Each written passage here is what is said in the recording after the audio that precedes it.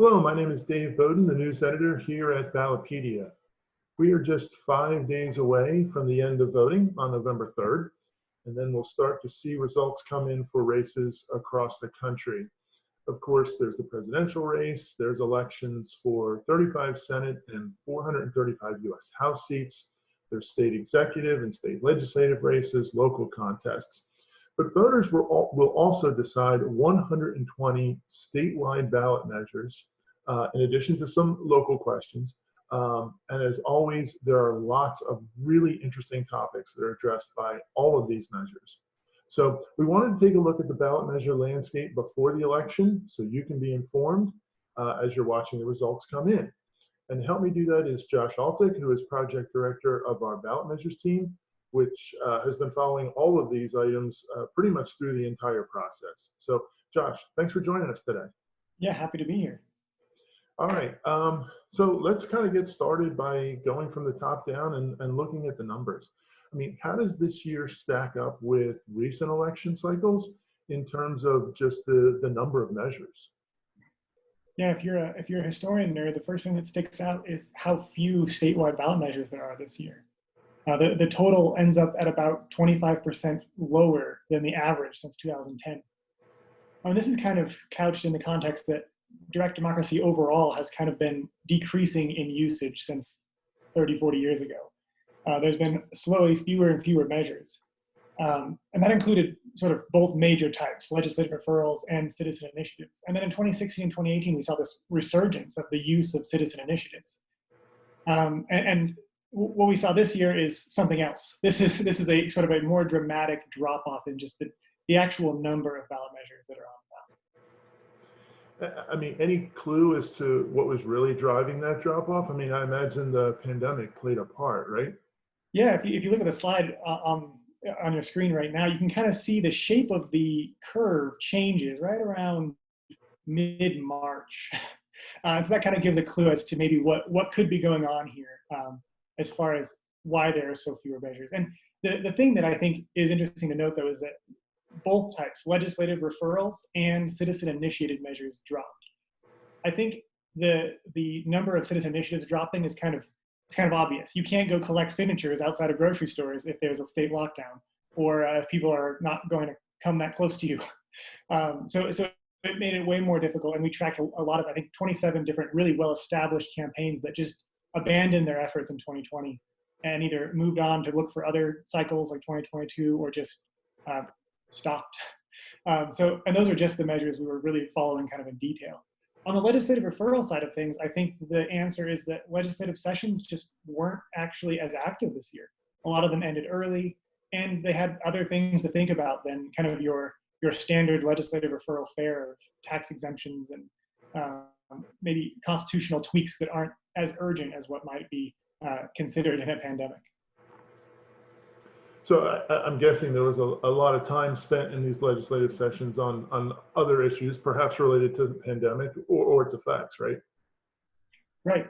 And they also might have considered that maybe this year is not the year to put out a big bond measure or a tax measure. In New York, they actually put a $3 billion environment and climate-related bond issue on the ballot.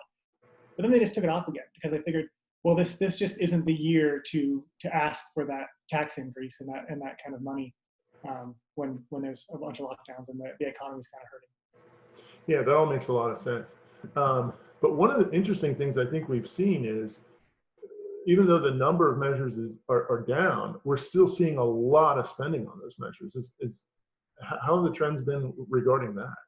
Yeah, so you'd think that my team would be less busy with this few of measures, but if we jump to the next slide, we can see there's a massive amount of spending, and a massive amount of attention that is being given to the measures that do exist on the ballot. So I mentioned the two different sort of major types of measures, legislative referrals and citizen initiatives. We see 43 citizen initiatives, and that compares to like 60s and 70s in 2016, 2018. So it's a low number, and that's where we usually see most of the spending. But this year we're already looking at over $1 billion, 1.13 billion and counting in spending, and that's as much as in 2018, just slightly under, and already over what was in 2016. what that means is that we're going to surpass both those years in spending this year for ballot measure campaigns, and not by a small amount. Like, it's going to be way higher, because these reports are going to keep coming in before the election, and then there's going to be post-election reports that reveal more money. So a huge amount of spending, despite that lower number of measures. And I would guess because you have a lower number of measures, but still a comparable level of spending, the amount of spending per measure must have gone up, right? Right. So that average just mathematically went up. But what you actually see is that the spending is really condensed into a certain number of states, and at sort of the most expensive measures are getting all of the funding. We're breaking all kinds of records this year in multiple states for how much spending. And I think I speak about this so much because I think it speaks to how interesting the contests are this year, and how many new policies we're seeing, and how many kind of continued trends that get a lot of attention. So it's definitely not a slow year in terms of ballot measures. But I have a few statistics here that kind of point this out. So let's see. In 2020, we're seeing that the top 10 most expensive measures represent 75% of the funding. So that number for 2018 was, let me get the number exactly. Was more like in the 50s and 60s percentage. So then if you look at the top 5 states, that's 86% of the contributions total. In 2018, it was only 66%, 2016, 72%. So just looking at California alone, if we go to the next slide and come back to this one maybe, the amount in California has surpassed 700 million, which is 200 million more than 2016, the last presidential election, and well over 300 million more than in 2018. So what happened is we're seeing fewer measures overall, but a huge amount of attention, a huge amount of spending being directed towards sort of the top measures, the measures that are getting all the attention, and the close races. The other lists on there, and this is a pretty standard chart. California always dominates, but Illinois is not a state we'd usually see on this list. And Illinois has one ballot measure this year. So that's a really interesting race we'll be talking about later. Then Massachusetts, Colorado, and Arizona. What you'd see normally is the states under California, those bars would be a lot wider. The top 10 states or the top 15 states might all have over 20 million in spending. This year, only 10 measures have more than 10 million in spending. So the distribution of funding this year and the distribution of attention is much more condensed in a certain number of states. I mean, the California number is just eye-popping. I mean, is it a larger number per measure in California this year, like, or are there just more measures in that particular state? There are not more measures. We're looking at about the same amount at 13. It's pretty average. I think the one measure that just sticks out as an answer to that question, if we can go back to the slide with the most expensive measures listed, is California Proposition 22. So this is an interesting one because it's the first time voters will ever vote on a gig economy policy related measure. And you have Uber, Lyft, DoorDash, Postmates, Instacart. They're all dumping almost 200 million at this point into the support for this measure. On the opposition side, you've got a respectable campaign of over 10 million, largely funded by some unions, some labor unions. So this is a really interesting race. It essentially, the measure would essentially define app-based drivers as independent contractors instead of employees. And it's a response to AB 5, which the legislature passed in 2019, which did the opposite. It defined certain independent contractors, or it set the rules for when you could have an independent contractor versus an employee. And lawsuits are just coming in now, and court rulings that say AB 5 makes app-based drivers for these companies into employees. So that means minimum wage, it means healthcare insurance requirements, labor safety requirements, all that stuff. So this is definitely a response to California's legislative action.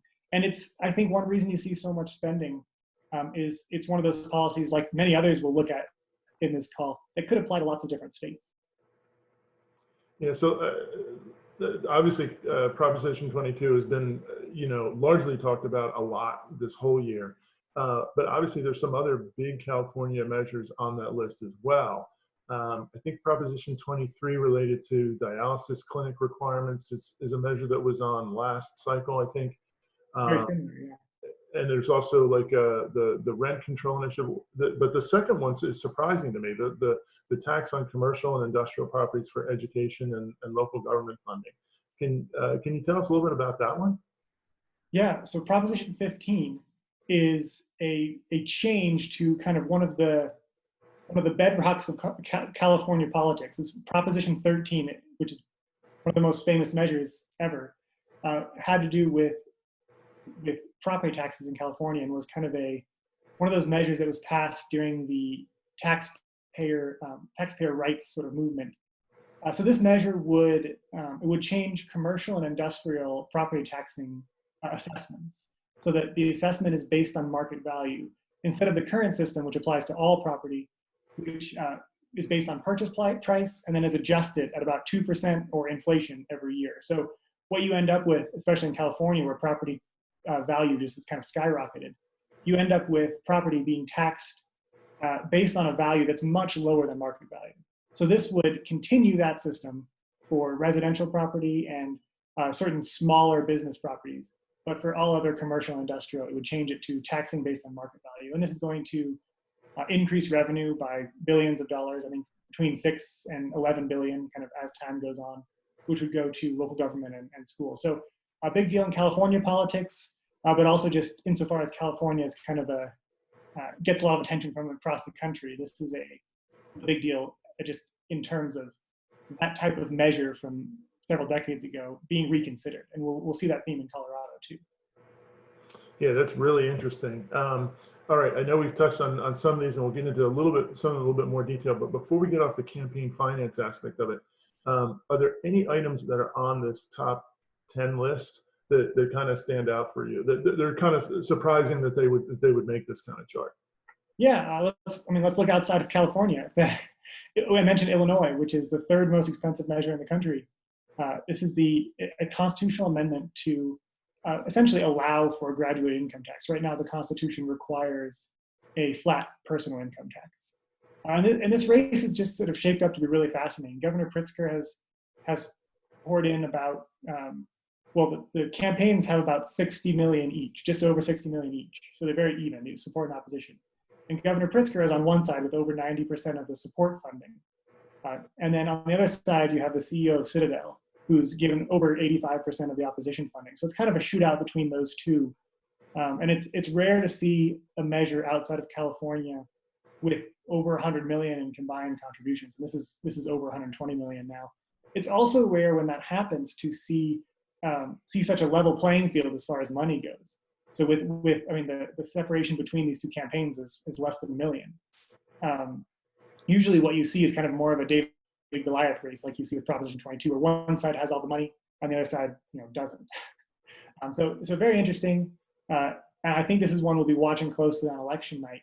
It's important for this one to keep in mind that in Illinois, you need a 60% supermajority vote or 50% of all ballots cast at the election, not just on the measure.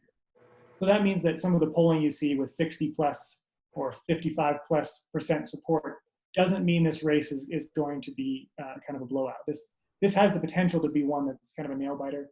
I don't know for sure, but it certainly, especially with the money being so equal, has that possibility. Yeah, I know I've read that they're not expecting in Illinois to know the definitive results because of those requirements that you mentioned, for some time, obviously. All right, let's transition away then from the campaign finance aspect of it and just kind of look at like what this year's statewide ballot measures, what issues are they addressing?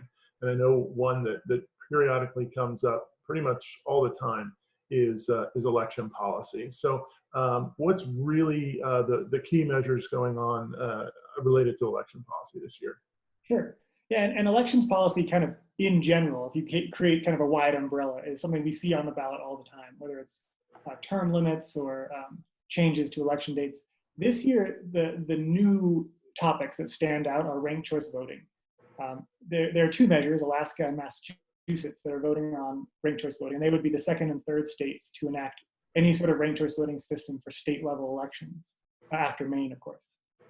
So those stand out. That's a movement where proponents of it nationwide have expressed interest in advancing this policy across the country, not just in individual states. So I would say it's a potential trend. They're explicit in wanting it to be a trend. And the initiative process is very susceptible to trends, but you have to get them approved. You have to pass it in Maine and then pass it in Alaska and Massachusetts. And when your early measures get defeated, it's kind of a big setback. So an important year this year for that effort. Alaska is also pretty notable because ballot measure 2 would create the first top 4 primary system. It doesn't exist right now in the US. So that's an interesting idea. And it was advanced for 2 other states, Arkansas and North Dakota, that qualified for the ballot, but then were knocked off the ballot through a Supreme Court ruling. So interesting year for ranked choice voting. 2 other things I want to note really quick. There's a top 2 primaries measure in Florida. It's getting a lot of attention. And another first, Colorado voters are voting on whether to join the National Popular Vote Interstate Compact. So I could talk about that for a long time, but essentially it would direct electoral college votes in Colorado to go to the winner of the vote nationally as opposed to in their state. It would only go into effect if the compact goes into effect, which isn't going to happen this cycle or probably for a while. But it's the first time voters have actually weighed in on this issue. So I think that's pretty interesting. Very interesting. And of course, I see on the chart here, there's also, initiatives related to redistricting in Missouri and Virginia. Right. Obviously, those will take on probably increased topic. That whole topic will take on increased attention as we, get the results from the 2020 census. All right, let's move on to another broad topic, which seems to be, pretty present every year or every cycle, and that's taxes. What I know you talked a little bit about the Illinois, the flat tax versus graduated tax measure, but what other tax policy issues are going to be decided on November 3rd? Yeah, so there's going to be dozens of them, but to highlight a few, we talked about Illinois. Another income tax related measure is Arizona, Proposition 208. And that would enact a 3.5% sort of surtax on top of income above $250,000 for single filers and $500,000 for joint filers. And that would go to education, to teacher salaries and other education funding. That's an idea. I mean, this is not really a millionaire's tax, but the idea of a millionaire tax has been floated before. We saw that effort in Massachusetts in 2018, and they're still working on that, and other states as well. This income tax on higher levels of income, specifically for education. So this is another effort that kind of has implications across the country as opposed to just in Arizona. But you saw that measure, Proposition 208, on our top most expensive measures chart as well. So it's getting a lot of attention, and there's no surprises as far as who's supporting it and who's opposing it. The other issue is property taxes. We talked about California Proposition 15 some. Other measures, Proposition 19 in California is related to property taxes, but one other measure I want to point out is Amendment B in Colorado, because there are a lot of sort of similarities, or at least similar themes as with California Proposition 15. Proposition 15 would sort of shift the tax burden to commercial and industrial properties in California. In Colorado, they're kind of doing the opposite. They're shifting the tax burden towards residential properties, or rather, they're trying to keep it from shifting away from residential properties.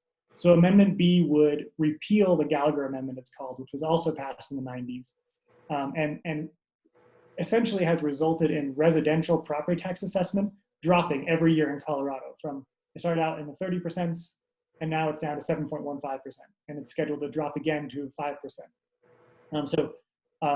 The mechanics there are requiring a certain ratio between revenue from residential and commercial. But this measure is interesting because, like I said, it would freeze residential and sort of keep that burden from shifting away from residential, which proponents say will kind of prevent businesses from taking up the slack and sort of relieve the burden on them a little bit as far as taxes go. So 2 kind of opposite directions in California and Colorado, but both amending bastions of their political system from 30 years ago. Yeah, that's interesting. And with regard to the tax policy, or even some of the election policy measures, Are any of those, other than the Illinois one you mentioned, have a supermajority requirement, or does that vary from state to state? Yeah, it varies from state to state, and there are multiple states that require things like you have to have 30% of the total votes cast at the election, or requirements that generally don't play a huge role. But when you think of supermajority requirements, you think of Florida. Florida has had a 60% supermajority requirement with no qualification. It's just 60% of votes on the measure. So it's even a little bit harder than Illinois' requirement to meet. So Florida jumps out. And there are some interesting measures in Florida that could be close because of that 60% requirement. All right, that's good to know. All right, we've covered election policy, tax policy. The third category of measures that seems to be appearing pretty regularly throughout the last several cycles, at least, are those related to marijuana, both recreational use and medicinal use. Right. Obviously, there's a list of them here. Do any of these stand out to you as being especially interesting? Well, it's funny. They're all interesting and have little unique twists to them. I think Arizona I have there on the top of the list is really interesting because Arizona voters rejected it in 2016. So we have kind of a repeat. There are some differences. The tax is different. The local control is different. But that measure was really close. It was 51% that voted against it in 2016. So we'll see how the opinion has shifted. But the others are really unique as well. For example, in New Jersey does not have a citizen initiative process. So there are 9 states that have legalized marijuana through citizen initiatives, and then 2, Illinois and Vermont, that have legalized it through direct legislative action. New Jersey is different. This is new because this is the first time the legislature has referred a marijuana legalization measure to the voters. So this kind of, the idea opens the door to voters deciding the policy in other states than we originally thought possible, because we thought, well, the citizen initiative process is driving this. So definitely development in the movement, and an interesting story on its own because they didn't have the votes to pass it directly. Governor Murphy actually preferred a direct legislative action, but they didn't quite have the votes, so they found the votes to put it on the ballot instead. So that's interesting. And then one more note is South Dakota. South Dakota is the first state to vote on both a medical and a recreational marijuana measure at the same time. So that'll be interesting, kind of to see both of those on the ballot. And Mississippi, just read carefully. It's an interesting measure, which is very, very difficult to vote on correctly because of the really unique alternative system that Mississippi has. It's the only system in the state like this, where you have a citizen initiative and then this alternative version put on by the legislature.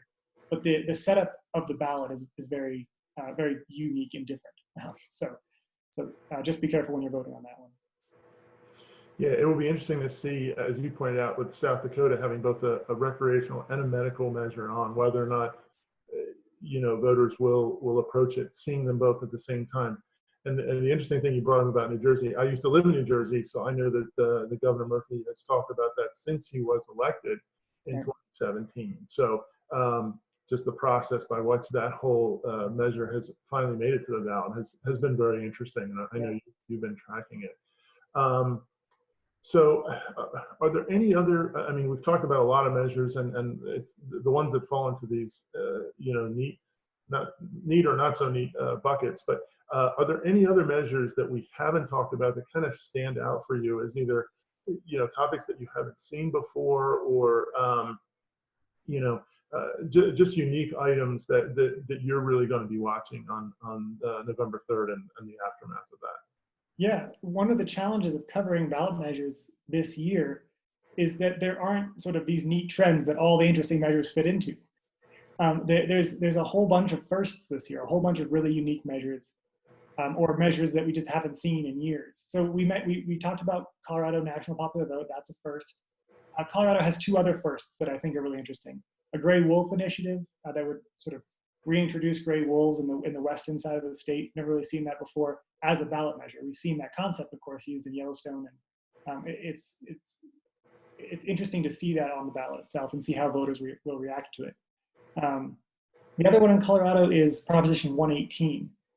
So this would establish a 12 weeks of paid medical and family leave program, which is kind of it's not a requirement on employers. It's kind of a new welfare program.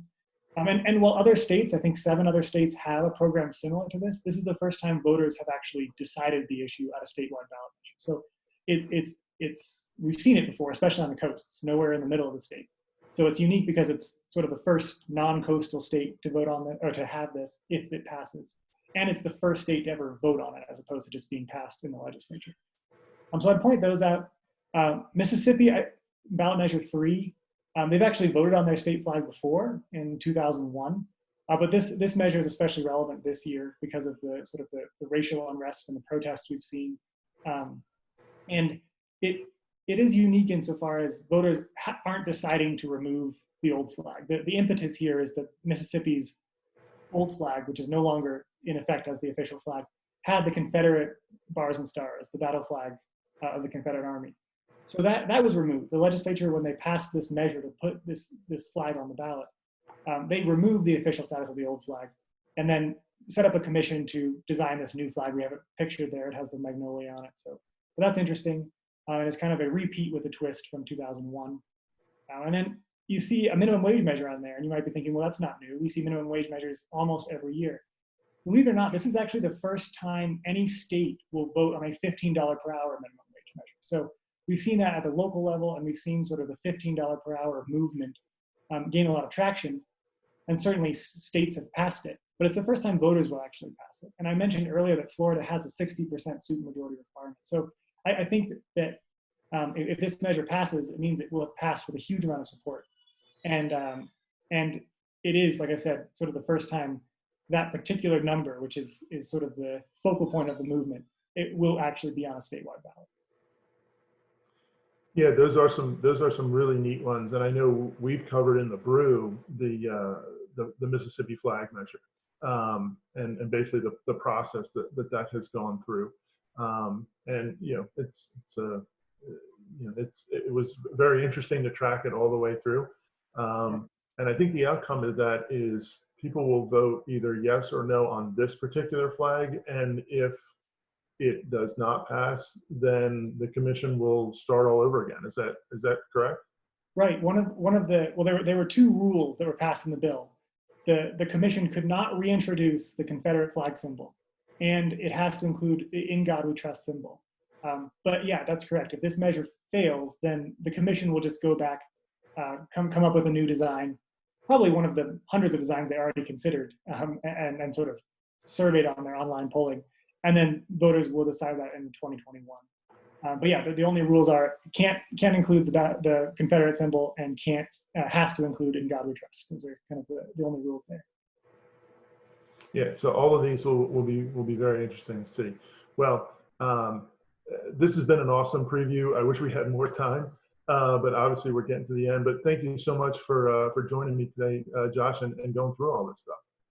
Yeah, and there's so much more that we missed. I think we probably skipped over some of the bullet points in our own presentation. There's just so much to cover and so much complexity that, yeah, if anyone has any questions, Ballot is a good place to go. All right, I hope you enjoyed this preview of this year's ballot measures.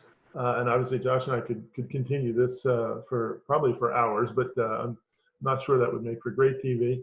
But as we get closer and closer to the end of the election cycle, we've been trying to give you the information you need to know as the results start coming in, and to know, what are the issues that are out there. So, of course, we will continue to have all of that information as we continue through this, what is a very busy political season. And there's, as I said at the beginning, there's just 5 days until voting essentially ends, and we start seeing some results. You'll be able to keep up with all of the important information you need to know on our website, ballotpedia.org, which right now has links to our sample ballot tool, and it has all the information you need to know to cast your ballot. Then on November 3rd, we'll be your source for what you need to know afterwards. We'll track broad results, we'll identify any trends, and connect you with any late-breaking stories relating to individual races. And if you want all this political information to come to your email, I invite you to keep in the know with our newsletters. We have the Daily Brew, which I mentioned before, comes out every weekday. And we also have our weekly news summaries, The Tap. And also don't forget to follow us on social media as well, Twitter, Instagram, Facebook. That way you can get political information in your social media feed directly from the folks here at Ballotpedia. So hope you have a good rest of the day. Thank you very much for watching, everyone.